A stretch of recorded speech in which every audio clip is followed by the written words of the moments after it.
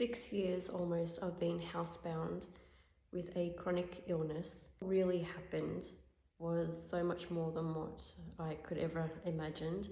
If someone had told me 6 years ago that I would have to stop driving, stop working, close everything down of my businesses, that I would be left to my own devices, go through it during a pandemic, living alone, that only 2 people would come to visit when they could, and even those friendships ended. One ended abruptly, the other faded off over time. Everyone that I had gone to great lengths for my entire life, went to every single function, event, visiting their house, not one of them would ever come, even after the lockdowns finished. That despite all the medical evidence that I would get rejected for the NDIS, which in Australia is for people with disabilities, I was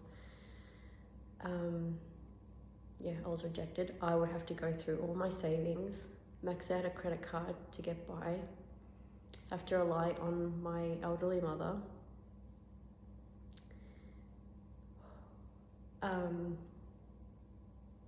That I would see people's true colours.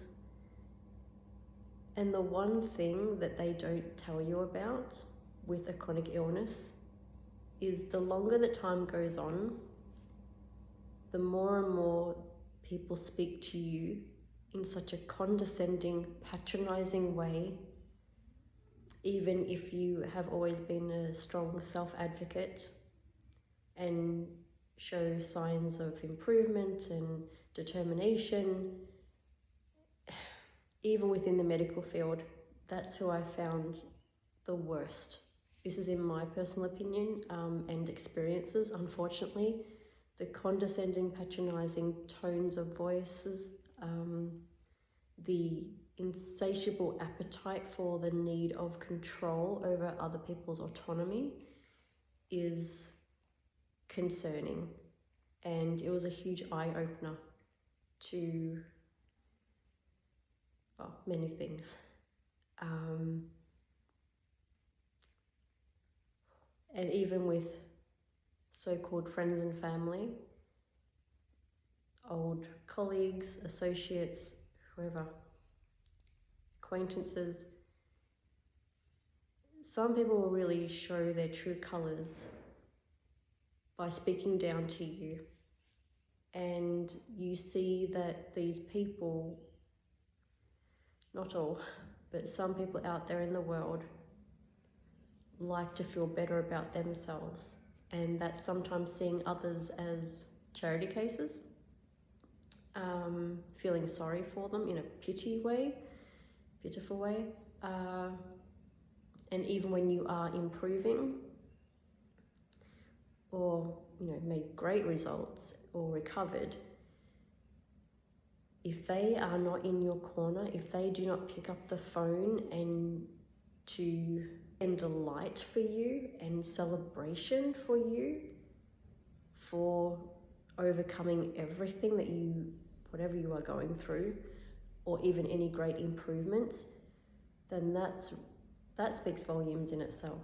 And again, this is just my personal experiences, unfortunately, that I've seen so many people fade away.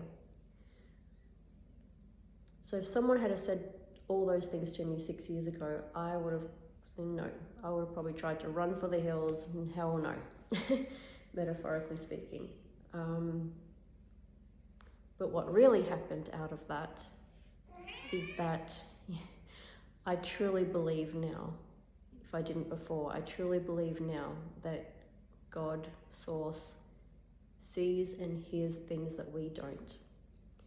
And if people were removed from my life for whatever circumstances or reasons, whether that be they just couldn't handle being around someone that was ill, for a long amount of time, or whatever they were getting out of me.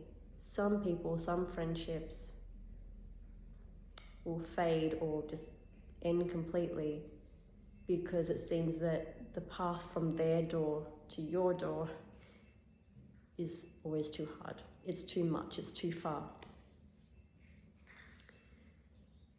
People can only give what they can give. And so what came out of it for me was extremely strong boundaries. I have severed contacts with people, two that were my longest friendships I've ever had since I was a teenager. And the connections were never reciprocal, or the very bare minimum. And these people never came to me. Don't be afraid to sever contacts just because of how long you've known someone. What has come out of it is me coming back home to myself. And I know that sounds so cliche and a bit wishy-washy, woo-woo, but I have truly come back home to myself. And there's still a little bit more work to be done there. Obviously, that's life. But my boundaries are so strong now. I do not put up with any bullshit whatsoever. And I've always been an extremely strong self-advocate, tenacious person. And although I'm very down to earth and chatty and, all the things, but one mistake that people always underestimate me, that's for sure. And when they see a different side to me, they get very surprised.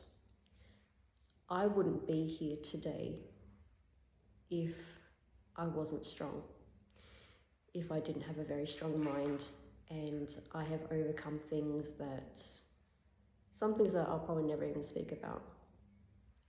They're for me to know. And when you are an empath, you attract narcissistic people. And if anyone has dealt with a narcissistic person in any setting or circumstance, the eggshells that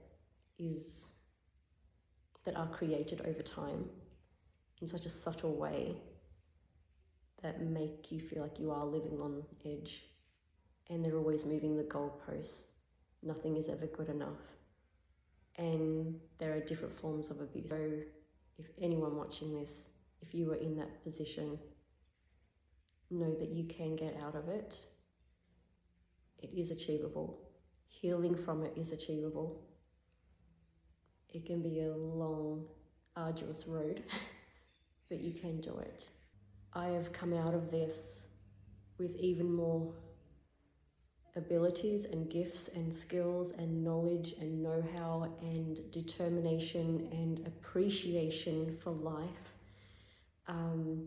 and even excitement about where I'm going, the ideas that I've got. It's even though yes, I'm starting from scratch, and that's daunting, and I didn't think I'd be in my 40s starting from scratch all over again, but here I am. But I'm not embarrassed about it anymore, and I'm not afraid to sever contact with anyone who tries to dismantle my foundation, my sense of worth, ever again. A lot has come out of this, actually for the better.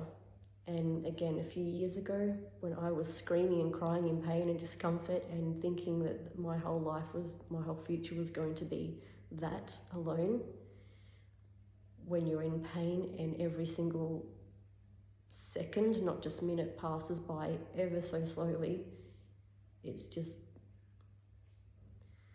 living hell. I got through it. I got through it because I'm tenacious, and I didn't give up on myself. So many other people did within the medical fields, friends, family, associates, but I didn't.